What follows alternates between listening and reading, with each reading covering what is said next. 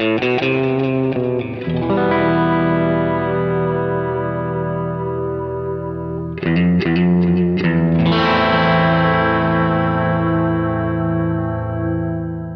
listening to Mark of the Maker.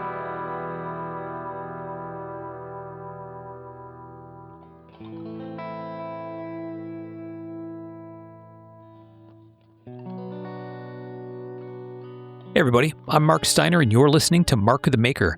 This is episode 153 of the show, and we have what I think is going to be a very interesting interview for you tonight.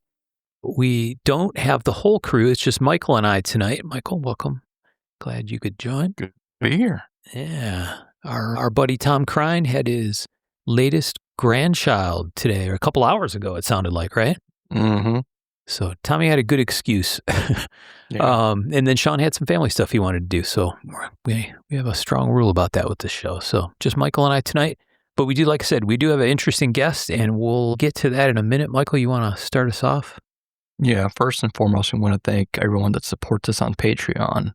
It goes a long ways to shipping our microphones back and forth, moving stuff around, and kind of paying for the stuff so we don't have to do it out of pocket, which is really handy. We're using that tonight, actually, with our guest.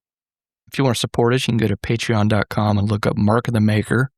You can find us. You can, put a little money towards us each month or donate a little, whatever you want to do. But we appreciate it greatly. We certainly do. So we appreciate all you guys. There's a bunch of folks there that stuck with us. Gosh, we're in our 9th season. We've had people since pretty early on. We didn't do that for a little while. And once we started, we had some folks jump on board, and they've been with us ever since. That's fantastic. We really appreciate it. All right. The next one we want to talk about here is Giant Mouse Knives. And you can find them at giantmouse.com. And they have a fantastic selection of knives, lots of different models.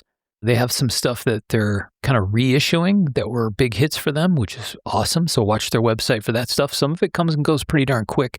One of the things I got excited about recently, I had a chance to check this out in person, an early super sneak preview, is their collaboration they're doing with Zodiac watches, which is awesome. Yeah. We are fans of that brand of watches, and we're big fans of Giant Mouse, and they're doing a project together.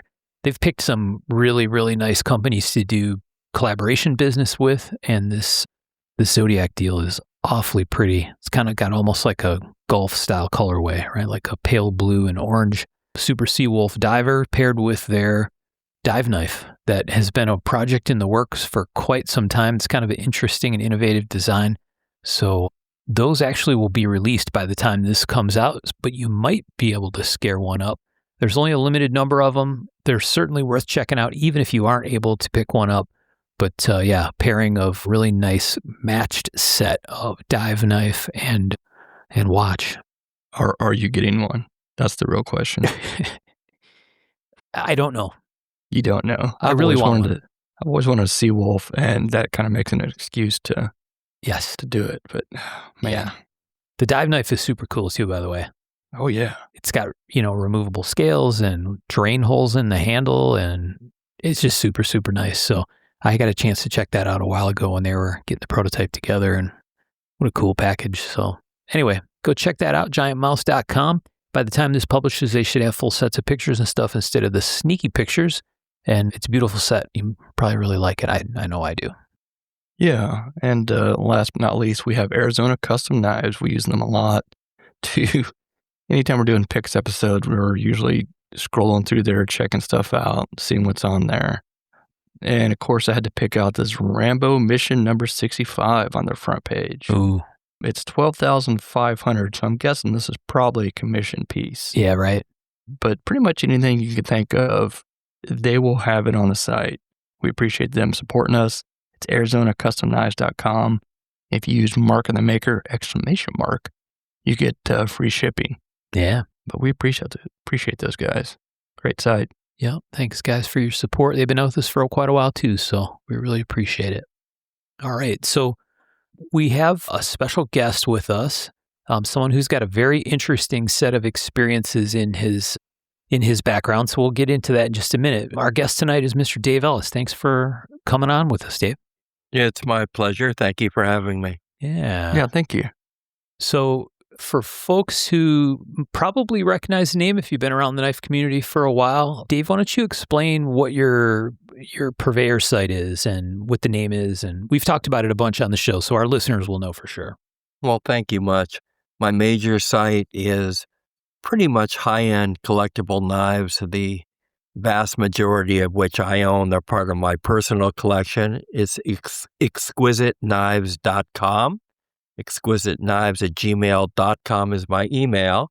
I've got a YouTube presence at David Ellis, ELLIS 9522. That's at David Ellis 9522. And the Insta is at Dave Ellis 44. You'll see probably a nice representation of makers that I appreciate. And my background goes back to the late 80s when I discovered the world of custom knives. It was during a martial arts class. It piqued my interest. I went to a used bookstore and discovered Knives 87, so that pretty much dates it right there.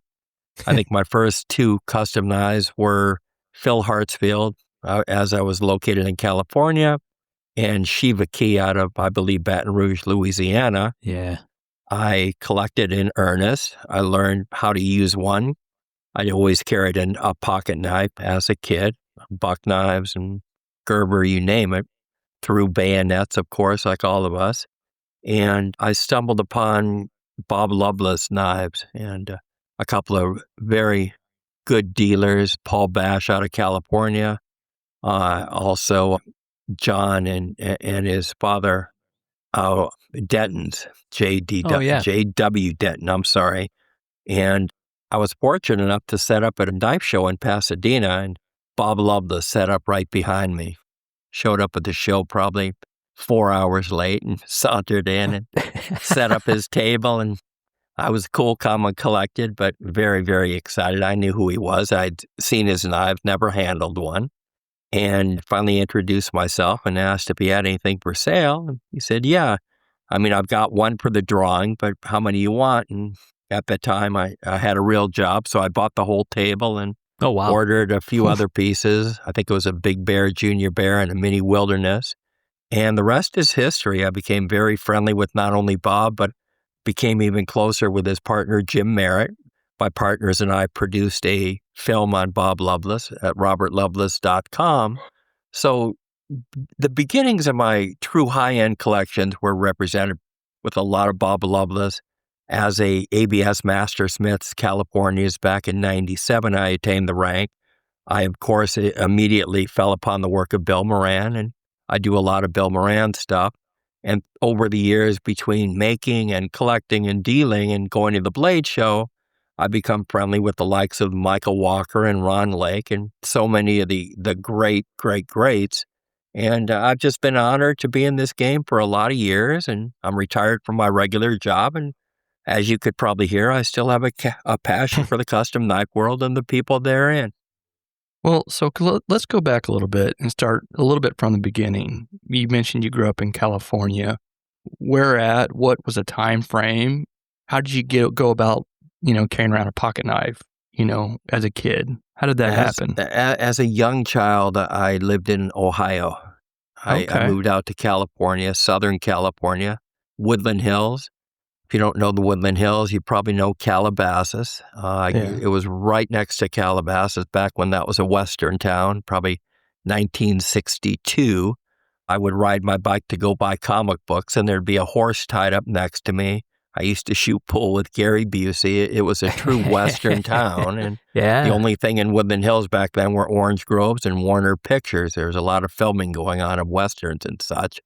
So immediately, I took an affinity to slingshots and pocket knives and the things that came from there. As I got older, I found the, buck 110s and had a couple of buddies and I that would throw knives. And it just became a passion. And then once again, while studying the martial arts, we started looking into combat edge weaponry. And that's when I discovered that there was another world to Puma and Buck and whoever made knives back then. And look, I have bought and sold probably some of the top knives in the world. I was marketing the King Tut dagger at $500,000. I think last year I sold 19 loveless knives, which wasn't too shabby. Right. So if you really look at it, without blowing my own horn, which I love to do, there's just nobody with the width and breadth of knowledge, because I come at it from an ABS mastersmith, a dealer, and a collector for so many years. And you would think I'm jaded, but I'll tell you, I still get awe-inspired. I just picked up a real nice 5-blade from Bill Rupel, and I just marvel at the workmanship. It's amazing. Occasionally I miss making, been retired for years. I imagine if someone needed help in a shop, I'd be happy to, but I'm not a kid anymore, and God knows what swinging a hammer would do to my shoulders. Yeah, it wears on a guy. Before we move past it, would you explain to the folks out there the King Tut dagger? The King Tut dagger was one of 3 extraordinary pieces made by the late, great Buster Warensky, and this was a solid gold replica of the dagger found in the tomb of King Tut, Tutankhamun, I believe. And Buster actually, I think, went back to Egypt, looked at this piece, held it in the museum. They came home and tried to replicate this piece. So there's granulated gold, which I heard exploded 4 different times on his shop floor. Wow. The making of it was crazy. I believe that Phil provided all the gold for it. I'm not positive. I think maybe it was about $100,000 is what Phil was in the piece. But after he passed, I was given the knife to consign, and it went from, at one time, Phil told me he wouldn't take a penny less than $1 million. And I almost had it sold, but it was a overseas customer who needed to get the money out of the country, and there are complications. So I thanked the owner. I got some wonderful pictures from my records, and I returned it. But the King Tut dagger is one of the premier custom knives ever made. Yeah. I think people can find pictures, right? If they go search online, I swear I've seen photos of it before. Absolutely. Yeah. Right under or right above the original. Yep. Yeah. And Blade Magazine it was on the cover. It was called $1 million knife, right? Or something like that. Fabulous piece. There's also the Julie the Orient, which is supposedly worth $2 million, but that's another story, and that one I have not handled. Yeah. Okay. Wow. So you were growing up, and what was the time frame at this point when you got into the martial arts stuff? Probably, 40 years ago. Yeah. Okay. And the makers back then, when I was looking at the magazines, were Bill Lockett. Some of the old, really, really good, the folder makers. If you were looking at early Damascus, Wayne Valakovic sticks out. There was Don Fogg back then. Yeah. Mm-hmm. I had no idea what Damascus steel was until I went to Dan Delevingne's California show. And literally, as soon as I walked through the door, there was this enormous, imposing-looking gentleman, Jim Schmidt, who had the most stunning, I've never seen anything like it. Now I know it was a sheephorn Damascus folder. And right there and then is when this knife-making bug got to me, and I said, my life goal is to make a Damascus folder. Yeah. Which I have not done. I made a cable Damascus folder, but that was it. So you guys got into knives when you're getting into the martial arts stuff. How were the other people were they into knives, or is it just that you guys were kind of like talking about knives? How did that happen? We started training, and I like to research. And I heard there was something called a custom knife, and I poured through the magazines and the books and made a couple of orders with my meager salary at the time. So no, there weren't a group of us knife enthusiasts back then. I did meet the great Bob Ingnath and a couple of the other big heavy shooters, Chuck Staple, who made so many knives for the Grand Ole Opry stars. Yeah. And I was in the right place at the right time. And I met a fellow named Martin Cruz, Kruse. He's passed away now, as almost all my knife teachers have, unfortunately. And he was kind enough to take me under his wing, and we went into his shop, and he showed me how to forge and do some simple grinds and heat treat. He specialized in combat knives and swords. And then I took my first ABS class. I went back to Arkansas and took the beginning bladesmithing class. And then I took the Damascus class under Keith Kilby. I took the beginning class under Hanford Miller. And, the rest is history. it was how do I say it? It almost became habitual. Every single night I would sit in my chair, I would be looking at a knife. I have a library now that must have 500 books in it, some very valuable pieces. But in addition to that, I was able to make friendships with some of the top makers in the world. And this has given me so much. I mean, thank God I never really needed the money that came from collecting or selling or what have you. But there are just so many things that catch my eye, and custom knives are at the top of that list. And the people that surround this, I think, are some of the finest people I've ever met. Dave, what do you think it is about custom specifically that really garnered your interest or sucked you in? I think for different people, it's different things, right? Like the recognition of craftsmanship or the amount of time that goes into it, right? Or sometimes it's a certain style, right, that mostly exists in the custom world. What was it for you? That's actually a great question. I'll be honest with you. It was the people. Yeah. When I first met Phil Hartsfield, to me, he was like a deity. The people he made swords for, the technique he would do. He wasn't very sharing as far as what he did, but if you went into his shop, you could feel the power emanating from these weapons that he would make.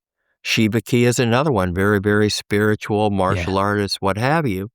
But once I learned the combat usage, then I kind of understood this. Here's what a reverse grip is. Here's what an ice pick grip is. Here's a forward grip.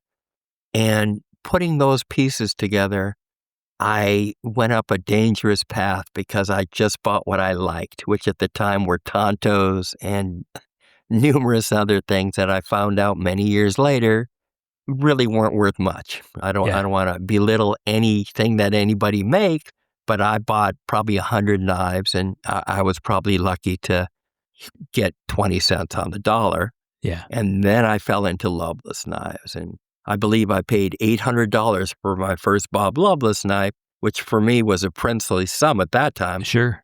But I sold it for $8,000. I discovered Ray Appleton way, way back when. I met him at the Solvang show and ordered a knife. He said it would be $850 in about 2 years. And he called me up in 2 years and a day, and he said, it's $1,150, Dave. I go, $1,150? I go, that's a bit more than we talked about. He goes, take it or leave it, Dave. It was a multi-position button lock. Incredible. It's in one of the Knives annuals. I bought it, and many, many years later, I went to my wife, and I said, I just got offered $14,000 for this knife. And this was back then. Right. I mean, way back then. And there was something that clicked over my head, and it went from being a hobby and a passion to, you know what? I think I could do this.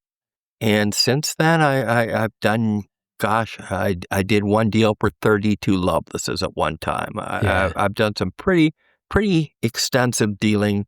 And I'd love to say it's just Loveless, but I probably sold 100 Ron Lake knives and 200 Michael Walker knives. And I'd like to think that I know a little bit about a lot. A lot of people, I'll do a video on slip joints, and I'll say it's the wrong type of jack, or I'll call this blade a worn clip as opposed to this. And, I don't have that much experience on the internet. It's funny to see what people choose to pick at. I never purported to be an expert on slip joint folding knives. Right. I don't know every spade blade. I don't know that. Yeah. But if you ask me about Red Watson or Chubby Husky or some of the makers that we all cut our teeth on, I know a lot about them. The Norm Levines. I mean, I was buying knives from these guys back, like I say, late 70s, late 80s, excuse me. It's interesting stuff, like you mentioned with Phil's knives or Shiva's knives. There's certain pieces, we've talked about this a number of times on the show. There's certain pieces that, especially if you get the opportunity to hold them in your hands, and sometimes you don't even need to hold it, right? Even seeing someone else hold it, right? There's a very specific purpose that this knife was designed for, especially combat style knives, right? Or fighting knives. And you can feel that when you pick them up. I don't know what it is about them, but there's something there. And I think it's just absolutely fascinating.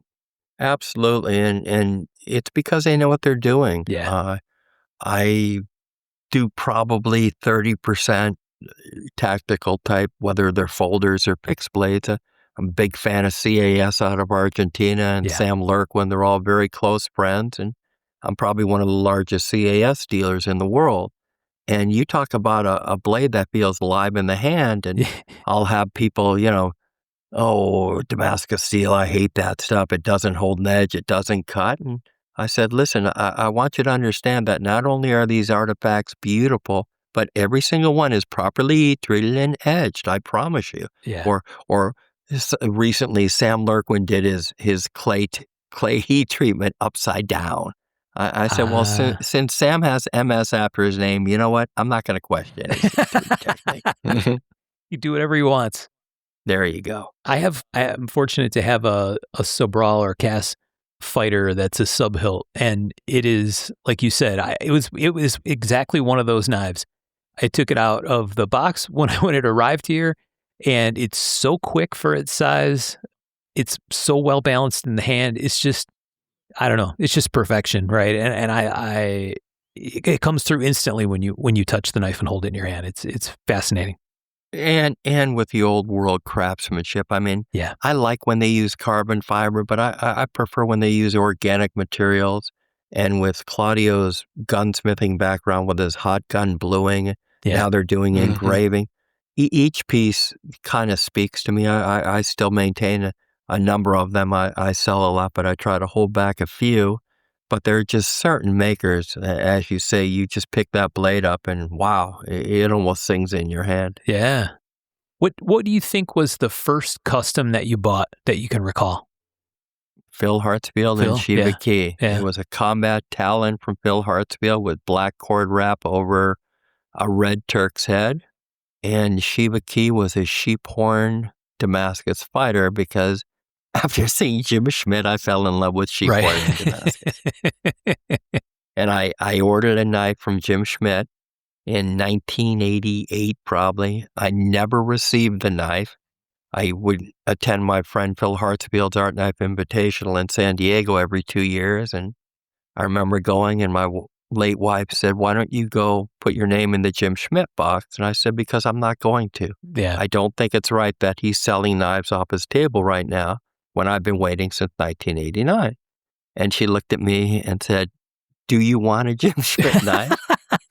So I put my name in the hat and I got picked for probably one of the finest Schmidt folders I've ever seen. It was called Kidney Pie, giant pearl folder, Damascus, of course. And I walked up to Jim's table with my ABS Master Smith pin on, and he shook my hand, and I explained to him that I almost did not buy this knife, and I told him the whole story.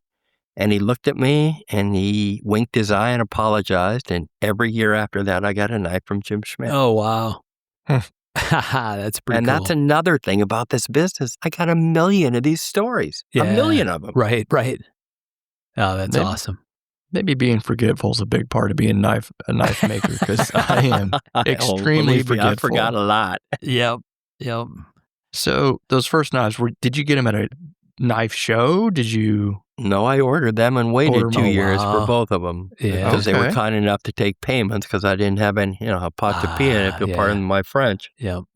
I think one of them was, I don't even want to hazard a guess, but Phil wasn't cheap. It was probably $550 or so. Yeah. And that was in the 80s probably, Dave? Yes. Yeah. How did those Phil knives go over at like the knife show? Because I remember I've heard some stories that like some of the more refined, quote unquote, makers would kind of look down at the rough finish and the grinds and stuff like that. How were those received at knife shows? He sold pretty much everything he brought, but he always said that a knife has to have a point to pierce, an edge to cut, and a handle to hold. He certainly wasn't, above using a worn 60 grit Spartan finish on his steel. Mm-hmm. But I think at the time he made the sharpest knife I had ever seen, whether it was chisel ground, double ground, or what have you. They held up to hard use. But if you were a purist or an art knife aficionado, Bill Hartsfield's weren't for you. But he had zero problem selling his $600 or $7,500 katanas and three-piece sword sets. And although I never had the wherewithal to do that, I bought a lot of the neck knives and the Quakens and the Kozakas, and I still have a few. I have an interesting story where we butted heads just a wee bit, but I'll leave that for another time. I get along pretty much with everybody, but there are a couple of people I butted heads with in this business. Yeah. Which is bound to happen, of course. Exactly. Not everybody's for everybody, right? Well, it's when someone asks your opinion and you give it, that's not always a good thing with a craftsperson, I've found. Right.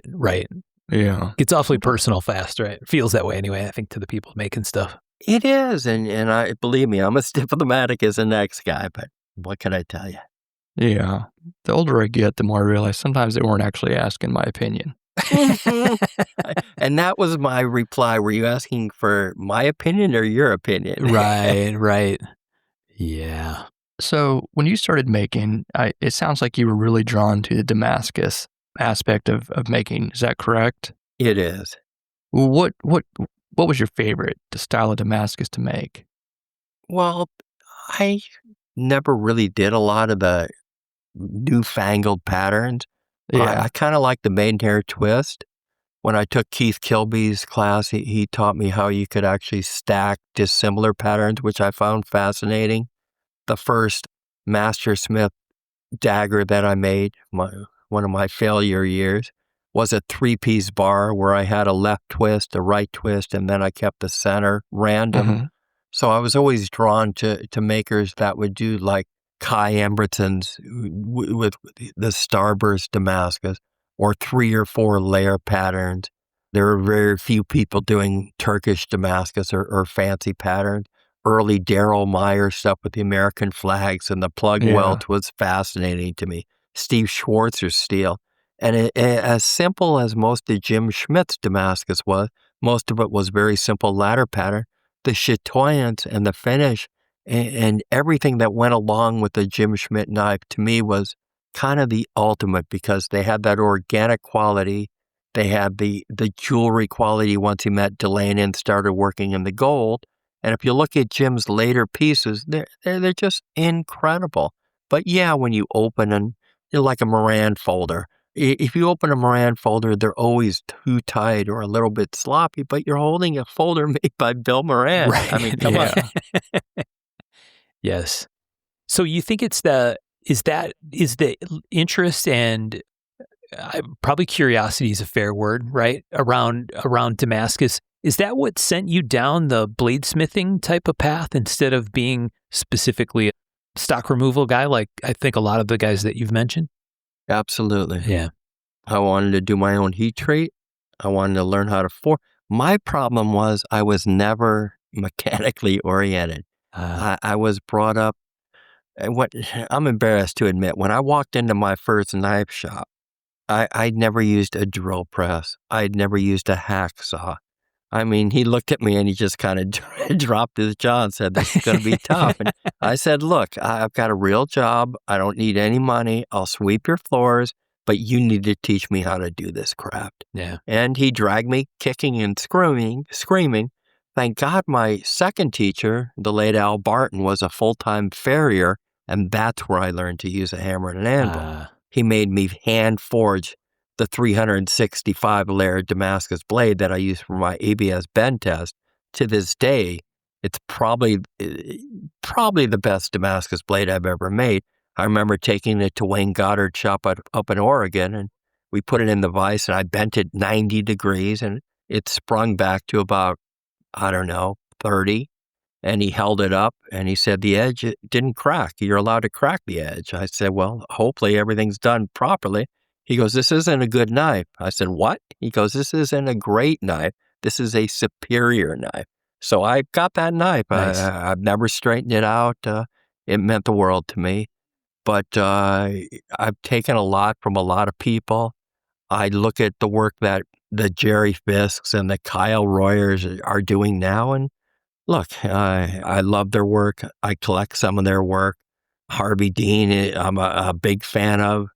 I've never really aspired to be any of those people because to me it was just, I'd like to learn how to do it. I know I'm not going to be the best at it. I was never a prolific maker. I don't think I ever made 100 knives in my life, but I was very flattered that people wanted them. And every once in a while, I'll find one on Cutting Edge or somewhere like that.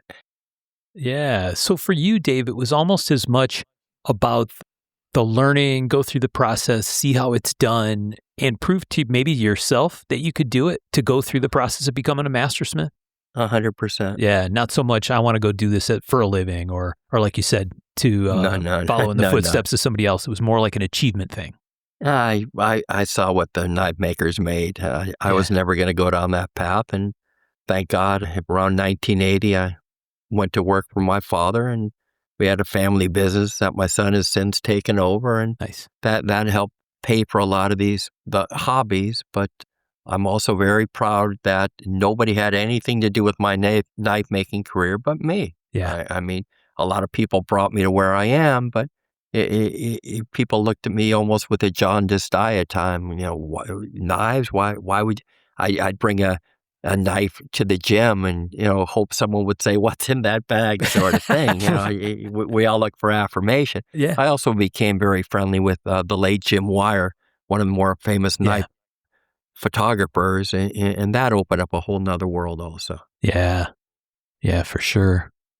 So, as a maker, what were some of your favorite materials to work with besides Damascus and stuff, like handle materials? What did you really enjoy? What did you gravitate towards? Since I was out in the shop today, we were playing dominoes. My ex-apprentice, Mike Manabe, who attained journeyman status and some notoriety in the custom world, we were looking for his materials because I actually put together what I have left from my knife making, and I probably have, 150 pieces of some of the finest hardwood and you name it sitting there. What I preferred to use at the time, I loved desert iron wood burl. I bought it from Sandy in Arizona. At the time, I could use mastodon, so I like mammoth mastodon. My son went to Alaska and brought me some beautiful fossil walrus back. I don't know. I never had a problem with hardwoods. I don't think they sold as well as the ivories. I love pearl. I never thought myself capable enough to use a whole lot of pearl. On my collectibles, I like pretty much what everybody else likes, but what I used, I would say vast majority was hardwood. I like Amboina burl, Abselia burl, Laos, Cambodia area. I like pink ivory. I like some of the more unique ones. Not a big fan of, pedestrian, I shouldn't say pedestrian, but I used a little bit of curly maple early on, but I prefer the exotics.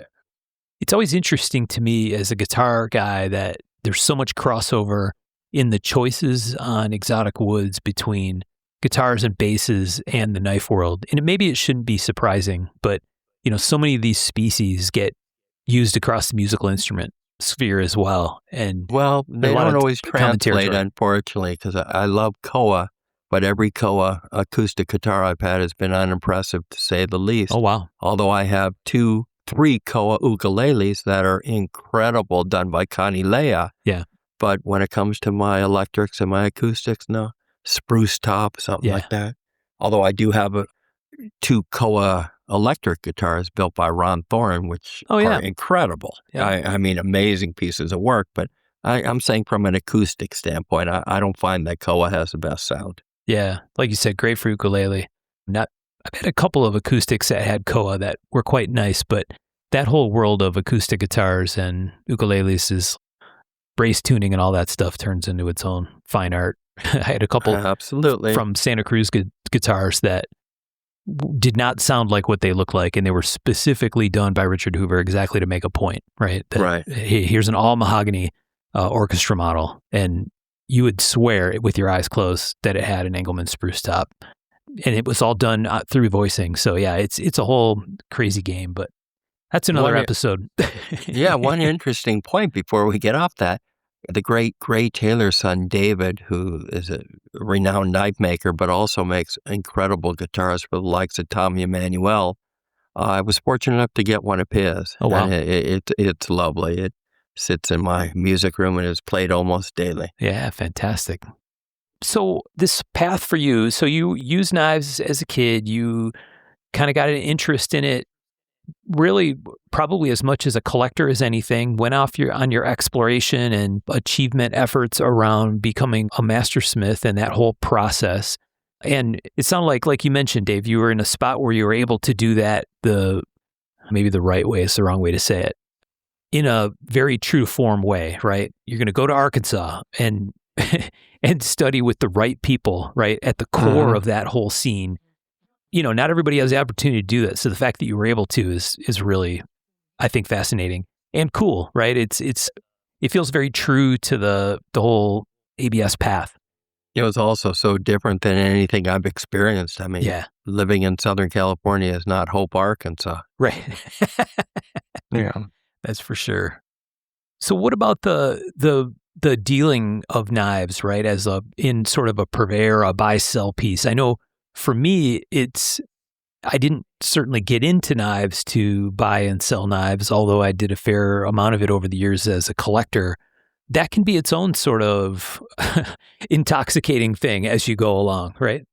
Absolutely. I bought, sold, and rebought knives so many times, but I met people like the likes of Ed Wormser, and Eddie and I actually started the Technical Invitational that Sacco runs now so well.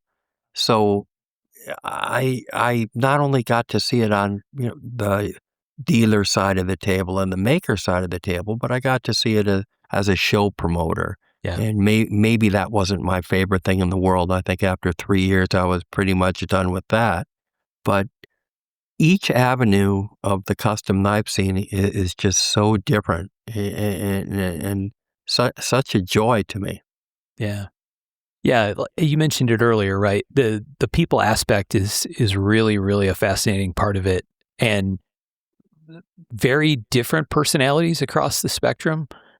Some of them very strong personalities, right? Some of them incredibly humble and down to earth people. Maybe some folks you wouldn't expect to be being in that category. And yeah, we talk a lot about the idea of buying the maker as much as the knife, and that being an important part to us anyway. Absolutely. And look, there's nothing wrong with the money. I enjoy the interplay and the whole game of the selling and all of that. But when someone calls me up and say, you know what, I just received that knife and it's just so much nicer than your picture. And, I gave it to my son. Here's what I'm doing with it. I'd like to hear about it. And maybe 10 years later, I get a call and my grandfather passed away and he told me, you sold him this knife. Would you like it back? Would you resell it for me?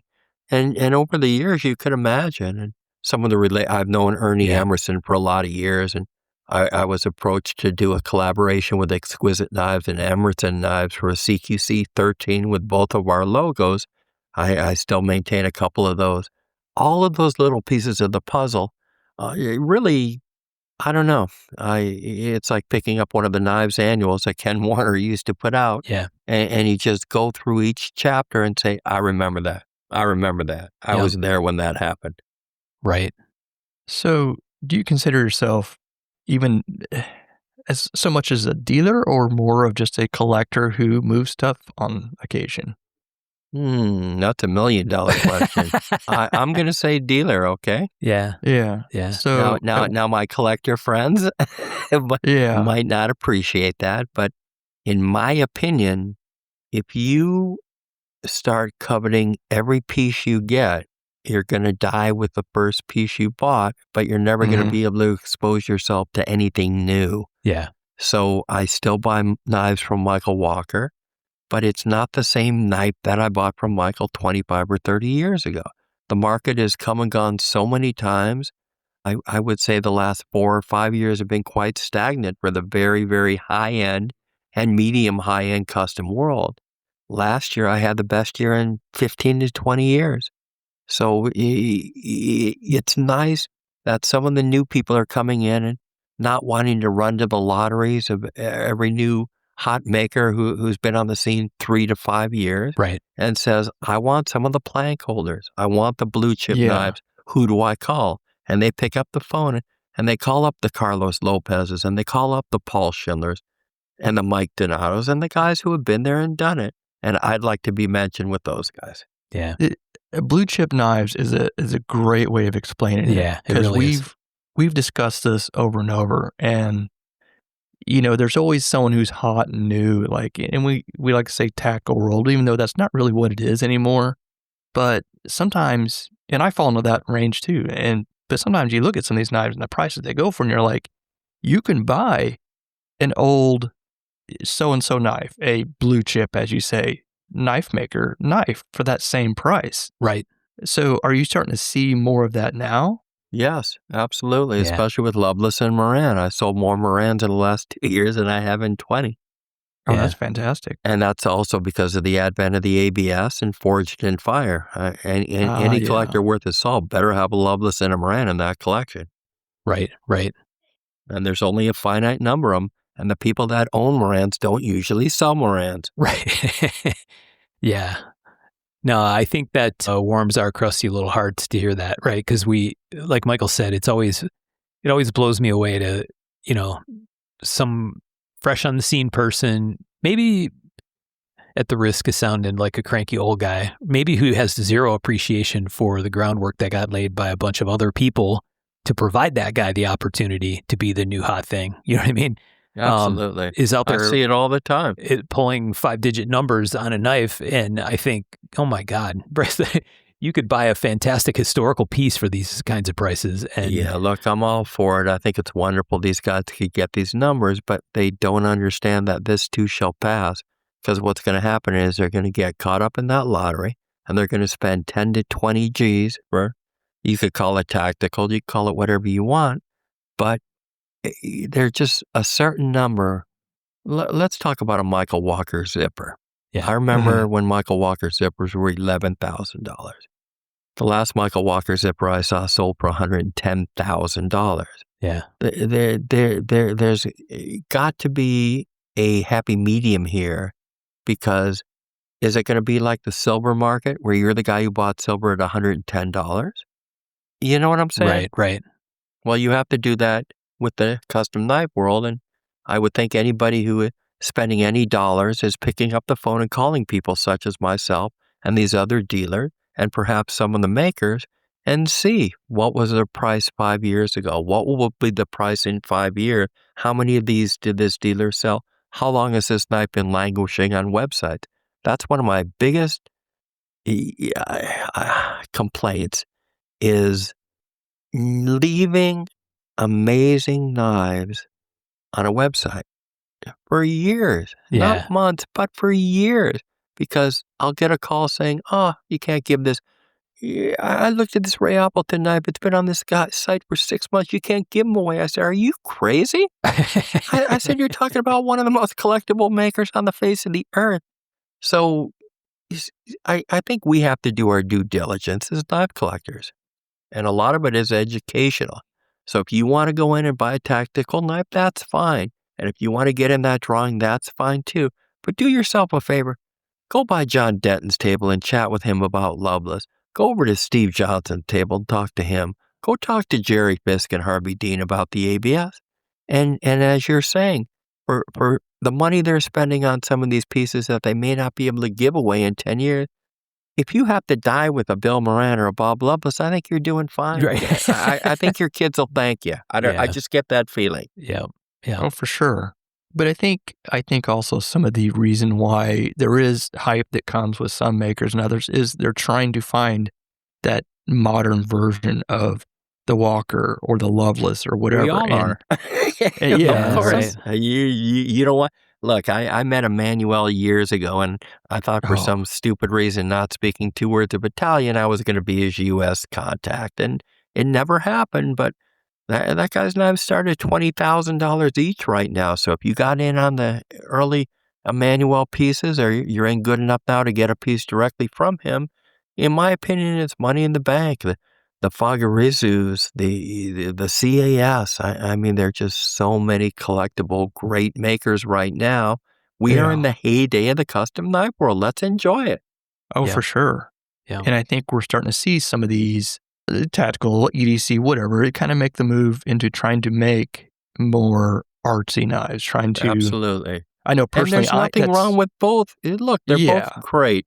And anybody that a machine knife isn't custom and I don't like he's using CN, look, whatever the ends to that means are, that's what that maker used. Why would you denigrate someone because they make the best knife in the world using machinery? I don't get it. yeah, that's a whole different story right there. We've talked back and forth about that one, but Many, many times. yeah, whether you beat it out with a hammer or machine it all on a Bridgeport or on a CNC or whatever, whatever floats your boat, you'll know it has something when you feel it. It just has that like you said when you picked up that Shiva or the fill, you felt it. You felt that something in it, and man, it's great when you find one like that. Yeah. Absolutely. And thankfully, I found a lot. Yeah. I'm looking around and I'm looking at probably 200 knives within easy grasp. Yeah. It's really funny because on Dave's Facebook, it's a fantastic progression of beautiful knives, delicious looking food that Dave's either eating or making, and his new sweet Jack Russell puppy Simon. And to me, it's just really fun because it's like I'll be scrolling through and say, oh, look at that piece, that's fantastic, right? Or scrolling through and damn, now I'm hungry. Oh, Dave's making meatballs or something, right? I don't know. It's a pretty fun thing to. I do actually use my Exquisite kitchen knives. Yeah. I have a lot of very, very high-end custom, but for some reason I keep going back to mine. Yeah, that's awesome. So how do you find selling in the modern age, like with social media and stuff like that? I know you post a lot now, which I enjoy your posts quite a bit. Thank you. The videos going over what it is, not just a static photo. I enjoy that. How do you deal with selling nowadays? My sales are similar. I started the whole internet, the video a day thing, just because I kind of not only want to share, but I want to open people's eyes, and I like interplay. If it results in a sale, that's all good and well. I've always sold knives. I remember there were years where I sold 50 Loveless knives a year, 5 years in a row.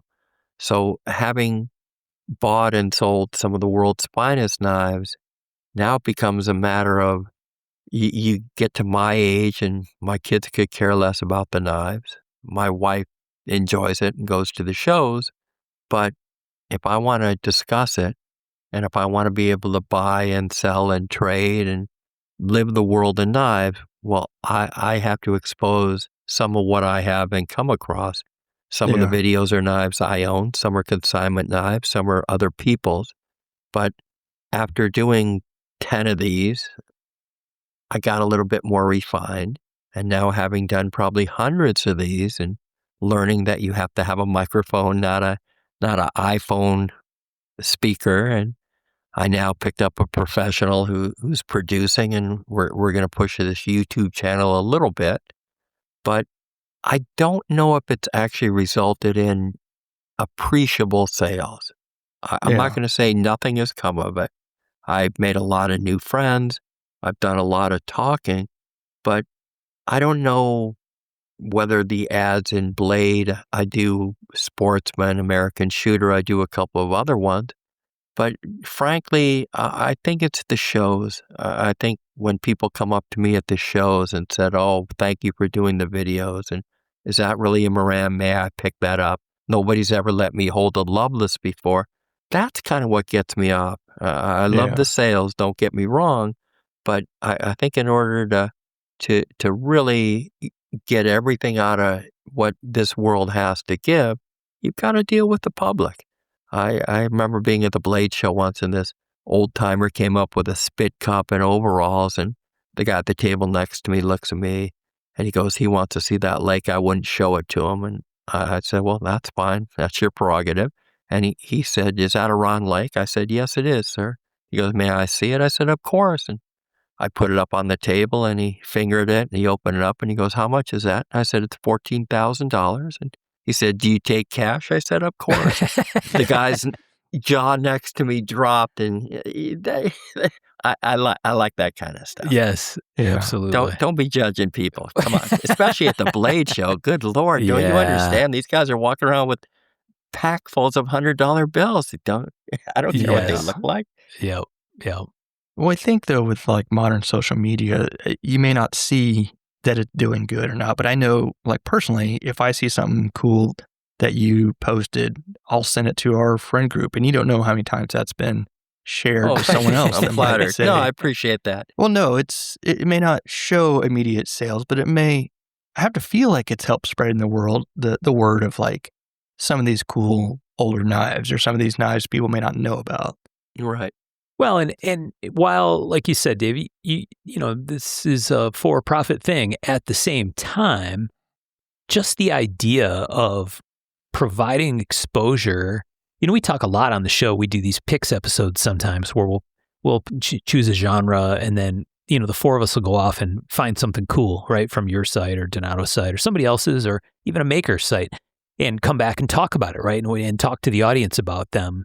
And the reason we do those is because we love pointing out this fantastic and beautiful work that sometimes people never get a chance to see, right? Or there are pieces that maybe were seen at a show, they were bought by somebody, and they went into a deep dark collection never to be seen again, right? And it's absolutely what people should and can do as a collector or owner.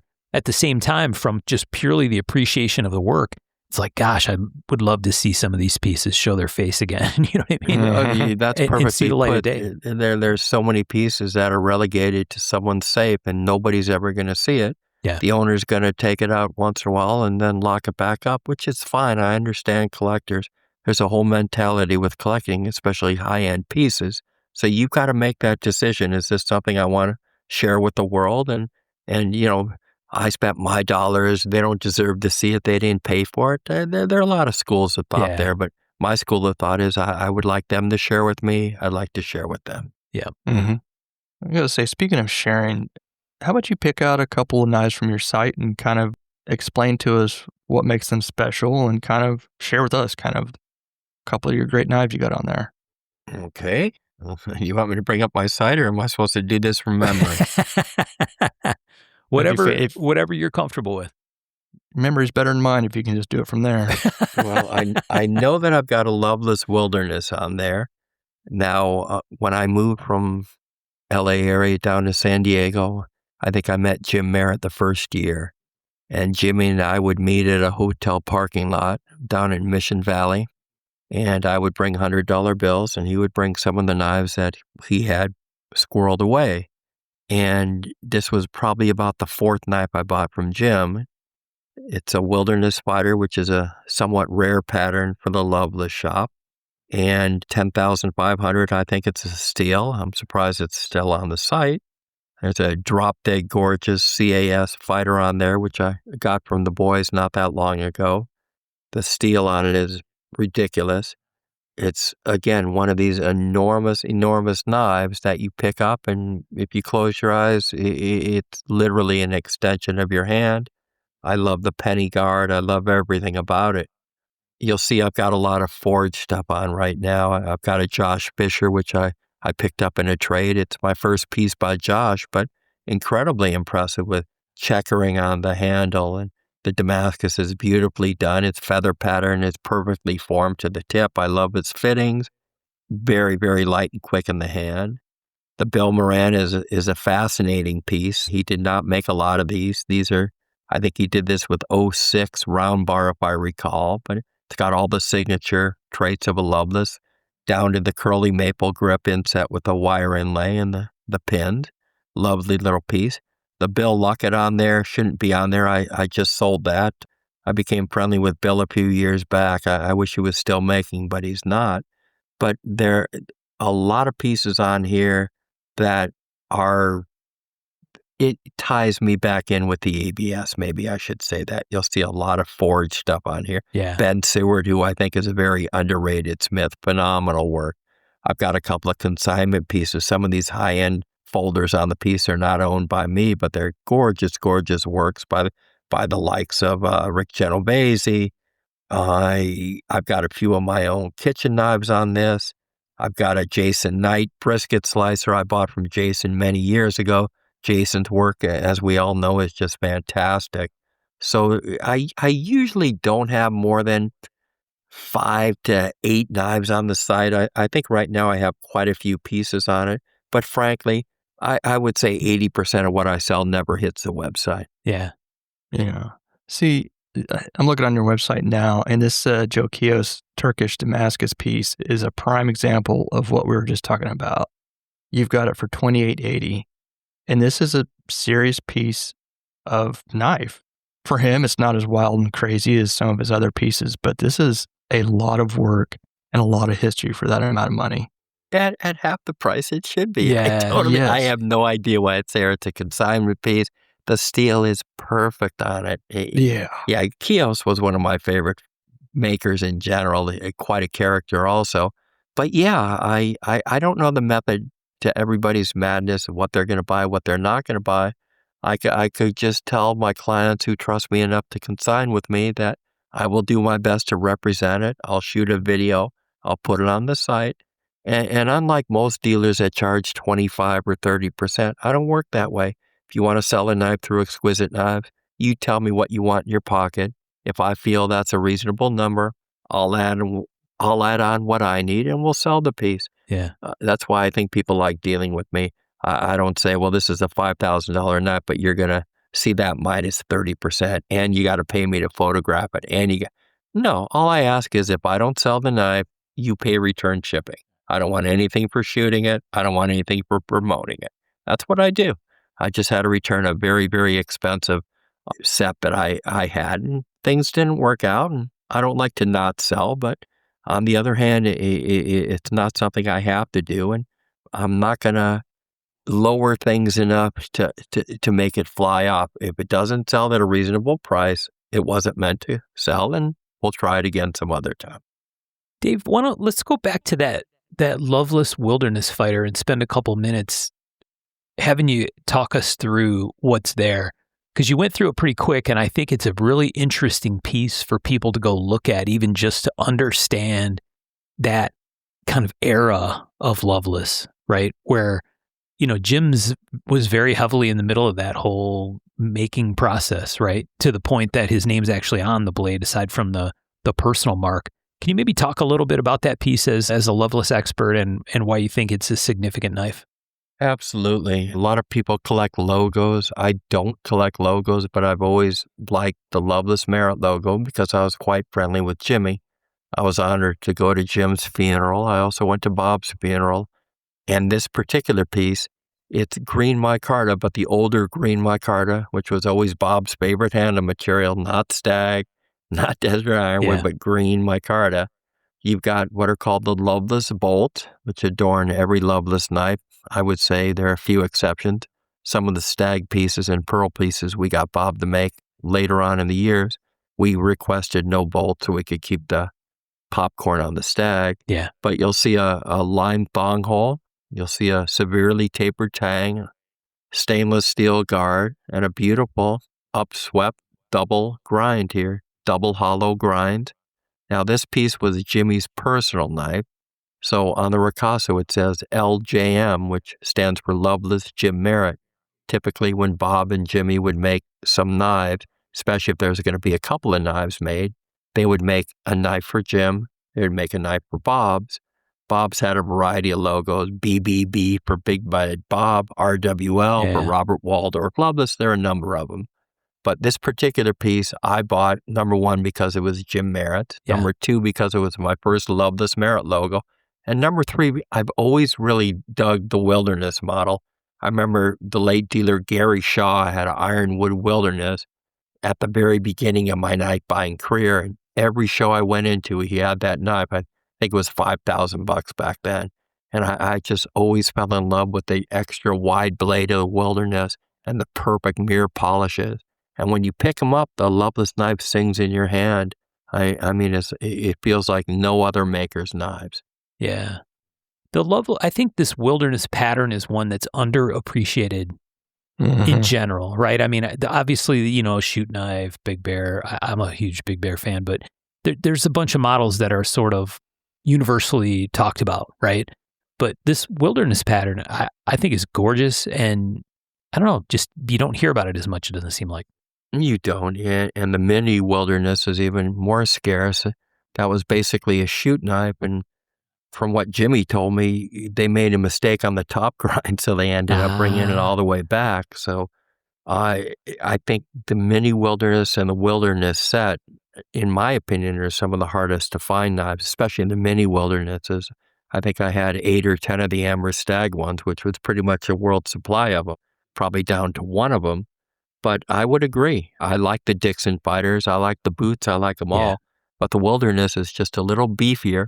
And since the shop really didn't make a true camp knife, quote, end of quote, they did make a Dundee, which is a pretty special. It's really the only true Bowie I've ever seen out of the shop.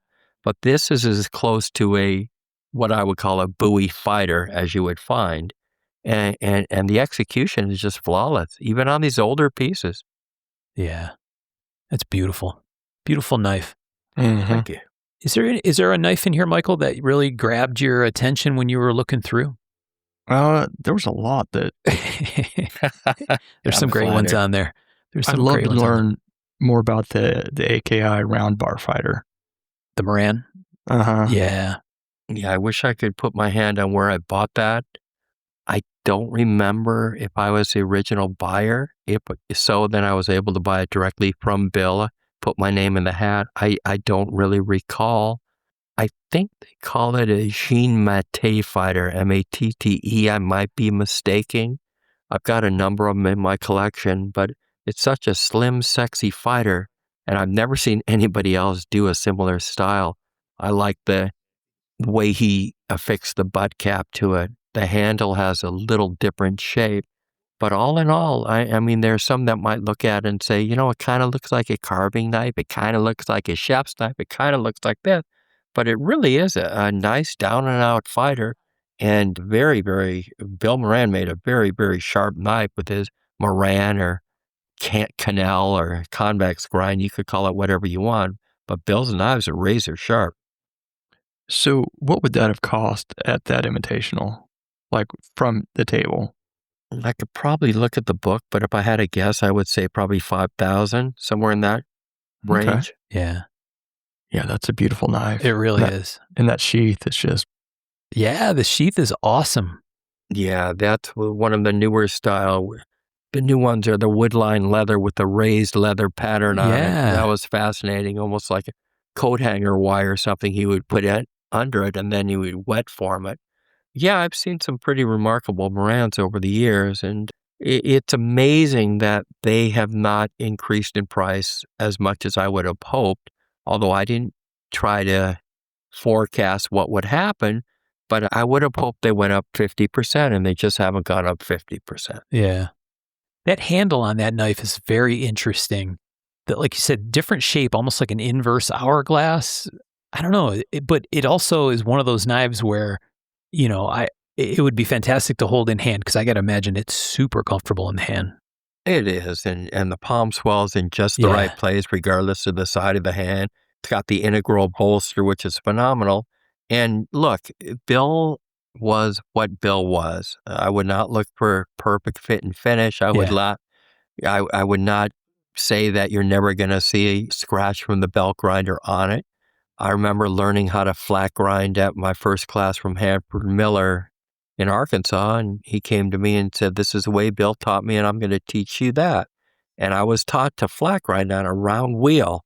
Thank God I dispelled myself of that notion fairly quickly and found out that there's something called a flat platen, which makes life a lot easier. Right. But if you'll pick up almost any Bill Moran knife, you're going to see what I call a 2-inch mark, which is where they're trying to make that transition from point down to holding the blade horizontal. You could blend it so much and you could hand work it all you want, but there's almost always going to be a 2-inch mark. Yeah. Dave, you mentioned the way the butt cap is affixed on that knife. There's not a great picture in that 3-picture set. What's unique about it, or what's different? I think it's different just because, number one, it has a butt cap. Yeah. because the knife balances so well without the butt cap, but not seeing how he did it. I don't know if he has a threaded through tang, which is how I would have done it, Yeah. or whether he just figured out a way to just sweat a little bolt and then, just bring that screw in maybe an inch. But knowing Moran, there's a through tang and it's properly threaded. But when you pick up this knife, if you close your eyes, it's like you have nothing at all in your hand. And I could just see a San Francisco gambler at the turn of the century pulling this thing out from under his coat and doing his business, and you would never see it coming. Yeah. One of the people that we've talked about a number of times in different Picks episodes is Pedro Fernari. And you have a gorgeous one of his on the website. If people go back a page or two, another knife that is insane for the money, in my opinion, from a fantastic maker. Can you talk a little bit about that Turkish Damascus keyhole and Sure, just some details for folks? We have our listeners are they're accustomed to needing to go do a little Googling and searching stuff when they're listening to the show or afterwards. So they'll eventually see pictures, but maybe if you can just talk about some of the unique features because it's got plenty. I greatly appreciate you mentioning it. I never really knew Pedro. I met him at the Blade Show. We had tables across from each other, and I went over and took a look at his work, and it fascinated me. I've never seen handles the way he does handles, and I've always been a giant fan of Turkish Damascus. So we chatted, and I placed an order for this piece. The one he had on his table had ivory on it. I live in California, so I requested stag. But his skill in forging, the cleanliness of his steel, the way the pattern, especially in Turkish Damascus has such little distortion. I just think everything about it is marvelous. I like the little bit of gold work on the bolster, but it's not only beautifully done, but I keep going back to the term organic. I like to draw nature out of these things, not just an edged weapon and not just man's oldest tool, but to actually admire this knife for what it is, a piece of art. And this is a piece of art. Yeah, no, absolutely. One of the things that we always find interesting about his work, and we've talked about a few times, is, sometimes when makers mix patterned materials, it's hard to make them work, right? We've all seen examples where it's plaid pants, striped shirt kind of stuff, right? And it's like, wow, there are some really cool materials in there, but they do not work together. and this work from Fornari is, I think, fascinating because these patterns are so intricate and different, but somehow the piece just works. He's got a very good eye for that. I don't know if it's done by intent or if he produces all of these very super detailed and I don't know what's the right word. Like to me, they're almost like high definition, right? This is like 4K HDR Damascus, right? Where the patterns are very crisp for as complex as they're not only crisp. You could look at my lousy picture and identify every bar in that knife. Yeah. You're counting 1, 2, 3, 4, 5, and there's a small 6th one on the top. And you're talking about dissimilar twist. You're talking about forging and cutting the tip so everything joins at the tip. I mean, the complexity of this piece is incredible. And there's not a cold shut in the piece. I mean, it's as clean as steel as I've seen. And just the makeup and construction of the handle is fascinating. Yeah. I've never seen anything like it, ever. Yeah. I think that's why I also like Turkish is because there's no hiding a mistake. Right. You know exactly if somebody jacked up that Turkish because it has to line up exactly right. Yeah, one improper weld, one wrong heat, you got a little flux trap. There's just so many variables. Yeah, and it's back to square one. It's just a gorgeous piece. And for the price, that is just unreal. Yeah. It's probably one of the reasons I don't smith anymore. Right. one of the many reasons. We have that conversation in our podcast, the group between the four of us on occasion. One of the guys will share a knife and, Birch or somebody else will kind of throw their hands up like, why am I wasting my time? Why bother? Some of the pieces are just so good. Mm-hmm.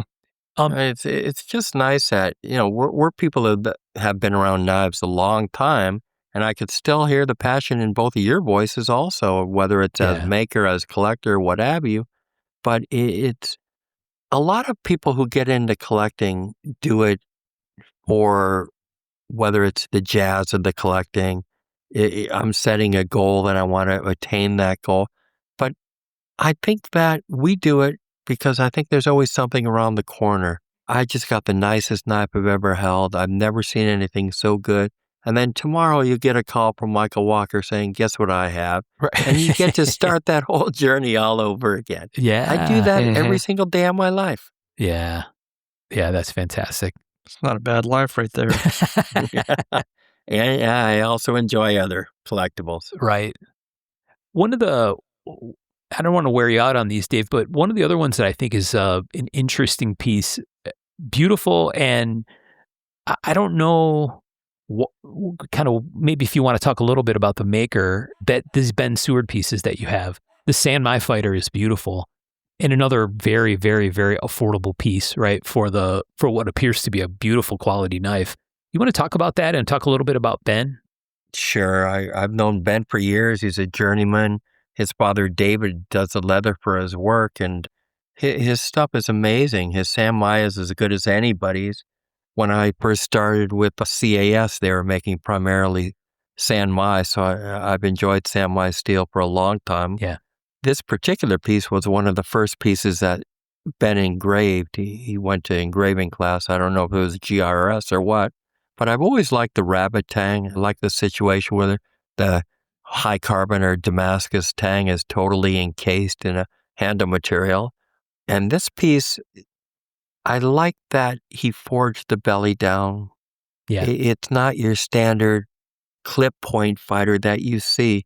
I like that the tip rises a wee bit. I like that he kept a very shallow false edge on the piece. I love the double guard treatment. I think he did a very admirable job on the engraving. I think it's simple and tasteful. It fits the knife perfectly. And the price point is insane. It's amazing I still have that knife, but Yeah. I probably sold, gosh, I couldn't even hazard a guess, but I've sold a number. He did his bodyguard fighter, and I think I probably ordered 20 or 30 of those over the years. Yeah. His stuff sells very well, and as you say, the price point is very attractive. Absolutely. And Those they're plunges. using knives. I mean, these are knives you could take out and use today. Those are phenomenal plunges on that knife. Yeah. Very Yeah, clean. and that's hammer work. Look, there are guys that'll take file guides and grind. You could see that edge was forged down to shape, and I like the way he ground, so you could see that transition to see this is a true forged to shape piece. This wasn't just stock removed. Not that there's anything wrong with it. Right. Yeah. Yeah, and like you said, simple engraving, but very clean, very classy. Looks great on the piece, right? Not an attempt to be too much, right? Which sometimes happens. Right? Absolutely. Pieces try to get a little big for their britches, and then it's like, oof, there's a lot going on. Yeah, bigger is not always better. I Right. see these folders all the time where it's anodized and carved and engraved and gold chasing. And look, the only one who gets away with that, in my opinion, is Henry Frank. Yeah. I think this Luckett piece is also just so cool. Like you said, it looks like it's already sold, you said, Dave, but that's an example of a maker and a knife that, we talk a number of times on the show about the idea of seeing a picture of a knife, and if it didn't have a logo, would you know whose it was, right? And I think this piece is, I don't know, I think it's a good example of that. I agree 100%. Bill Luckett's dramatic deep hollow grounds are what attracted me to the early knives annuals. Yeah. Every dog-eared page I have would always be one of these big, large, dramatic fighters, and Bill Luckett was at the head of that class. I was honored to get to know him a wee bit and order a number of knives from him. I wish I never sold any of them, but I can't keep everything. But they're, in my opinion, very overbuilt. A lot of them have really nicely done tech shoemaker leather, but they're fantastic. I talk to other makers who emulate that deep hollow grind and the mirror polish, but I don't think anybody does it better than Luckett. Yeah. Mm-mm. Yep. Fantastic stuff. Yeah. What so Dave, I know you have some Esposito pieces, right? Yes. You know, we've talked about Emmanuel Esposito's work how many times, Birch? 100 out of 150 episodes, it A feels lot, like. but still not enough. Still not enough. Yeah. I think an example of a maker, right? If you go to a show and he's there and he has pieces, you know, I've described this a few times on the show where someone who makes these fantastically beautiful art pieces, you know, will gladly just pick it up and hand it to you if you want to see the piece. And there are times where I think, oh, no, sir, I don't need to touch this piece. It's, you know what I mean? It's almost too nice. Please just show me. His work is that way, but that's an unfortunate reaction. I don't like that reaction at the Blade show because I don't use that as a come on, but we both know that unless you actually pick up that piece, now you see it's a Colibri lock. Now you see it's a Saturna pivot. Now you see that knife.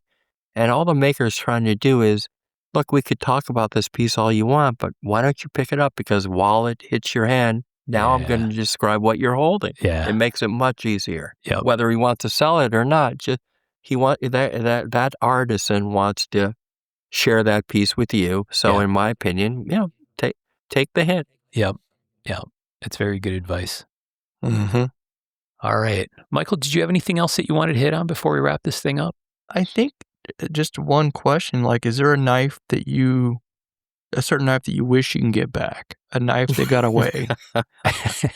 Well, I wouldn't mind that Ray Appleton that went to, I think, Rio de Janeiro. Every time I see that piece, I think I would love that piece back. It was a 12-position double button lock in bighorn sheephorn with his, you know, the arrowhead type blade.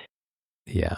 I wouldn't mind that one back. And I recently sold my first gold liner, Jim Schmidt, and I would probably kill to get that knife back with a rose gold black mother pearl toothpick. And I can't keep them all. I've got to get that through my thick skull.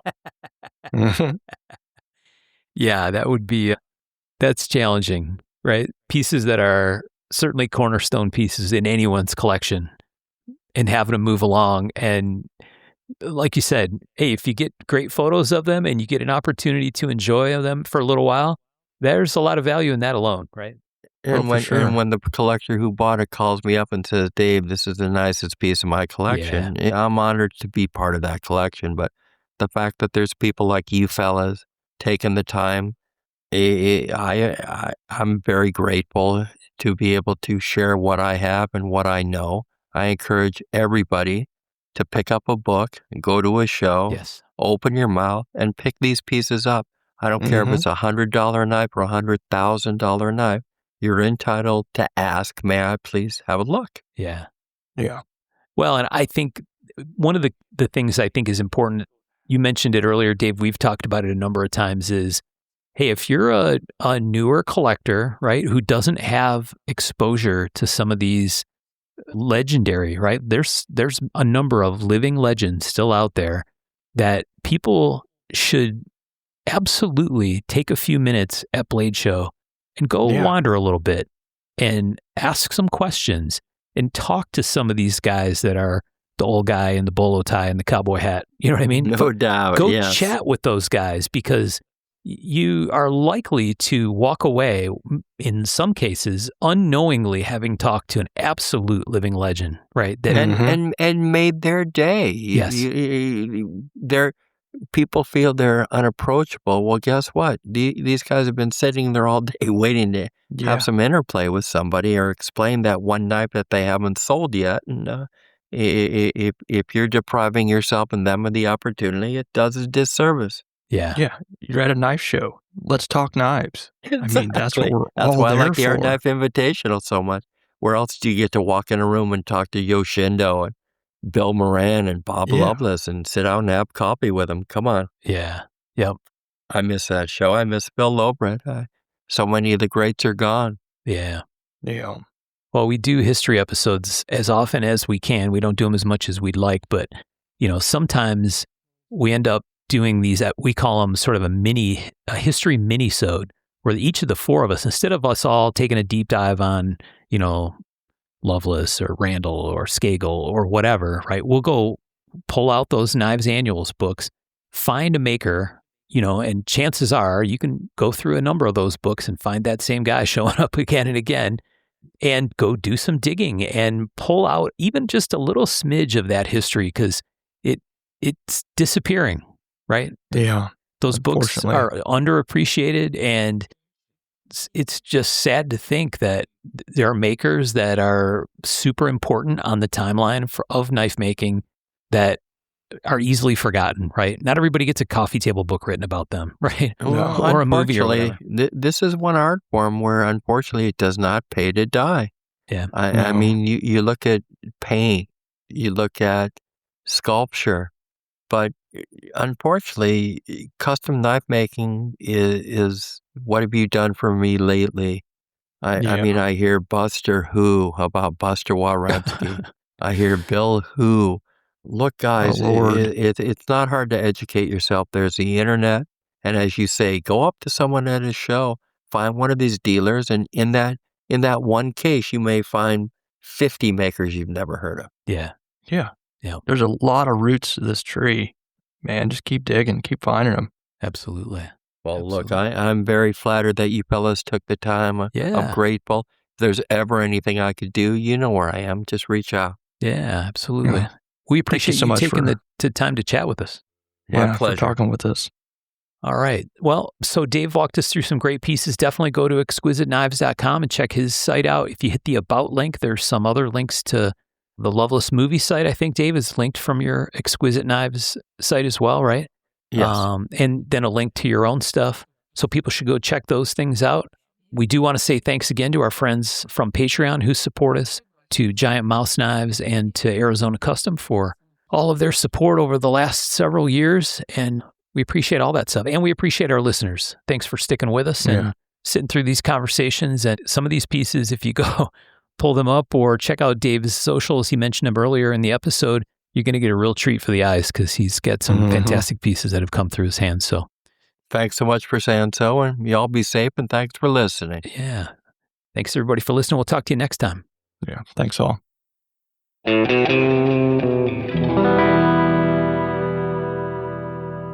To learn more about our makers, you can find Tom Crine in his Facebook group, Crine Knives, or on Instagram @Crine Knives. For Michael Birch, check birchtreeblades.com, Facebook group Birch Tree Blade Works, or Michael's Instagram @BirchtreeBlades. For my own projects, I'm on the web at raygundivision.com, or check my personal Instagram @msteiner. For those interested in photos, references from the show, or discussion about the show itself, you can always find us on the web @markofthemaker.com, in a Facebook group called Mark of the Maker, or on our Instagram @markofthemaker. Last but not least, credit for the ultra cool and haunting background music we use for the show. This is a piece called Noir Guitar by Stevie's Amp Shack, found at the Free Music Archive and licensed under Creative Commons CC BY 4.0. And as always, thanks for listening.